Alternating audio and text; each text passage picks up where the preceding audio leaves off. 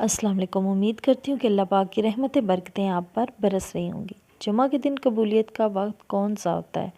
حضرت ابو ہریرہ رضی اللہ عنہ سے روایت ہے کہ حضور صلی اللہ علیہ وسلم نے جمعہ کے ذکر میں ایک دفعہ فرمایا، اس دن ایک ایسی گھڑی آتی ہے جس میں اگر کوئی مسلمان بندہ کھڑا نماز پڑھ رہا ہو اور کوئی چیز اللہ پاک سے مانگے یا اس چیز کا خیال بھی اس کے دل و دماغ میں آئے تو یہ چیز اسے مل جاتی ہے۔ اللہ پاک اسے وہ چیز ضرور عطا کر دیتے ہیں۔ ہاتھ کے اشارے سے آپ صلی اللہ علیہ وسلم نے بتایا اس صحت کے بارے میں کہ وہ بہت تھوڑی ہے، یعنی وہ قبولیت کی گھڑی بہت کم ٹائم کے لیے آتی ہے، تھوڑی سی دیر کے لیے وہ وقت آتا ہے۔ حافظ ابن حجر رحمۃ اللہ علیہ نے اس گھڑی کے بارے میں 40 اقوال نقل کیے ہیں۔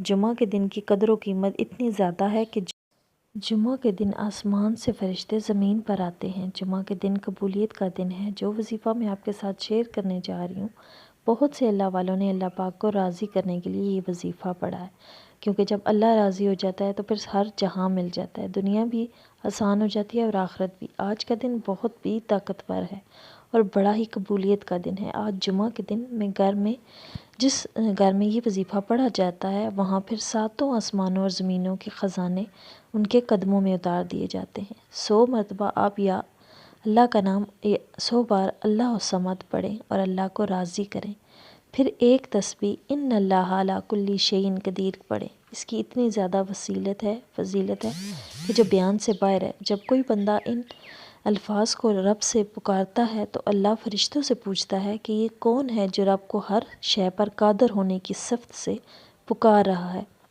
اور جب فرشتے آپ کا نام پیش کرتے ہیں تو اللہ تعالیٰ فرشتوں کو فرماتا ہے، اے فرشتوں گواہ رہنا، میں نے اس بندے یا بندی کی جس حاجت کے لیے یہ دعا مانگ رہا ہے اس کو پورا کر دیا۔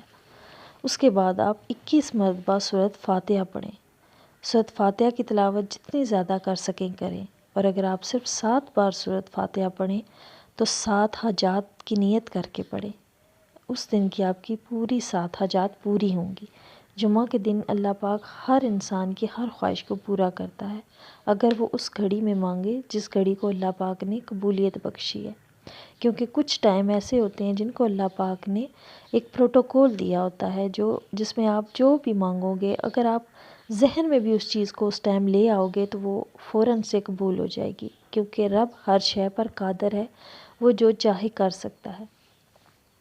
جب بھی آپ رب سے کوئی دعا مانگیں تو ناممکن اور ممکن کی کشمکش میں بالکل نہ پڑیں، کیونکہ وہ ذات ایسی ہے جس کے ہاتھ میں ہر شے ہے، کیونکہ جب آپ اللہ پاک سے مانگتے ہو تو اس کی شان کے مطابق مانگو۔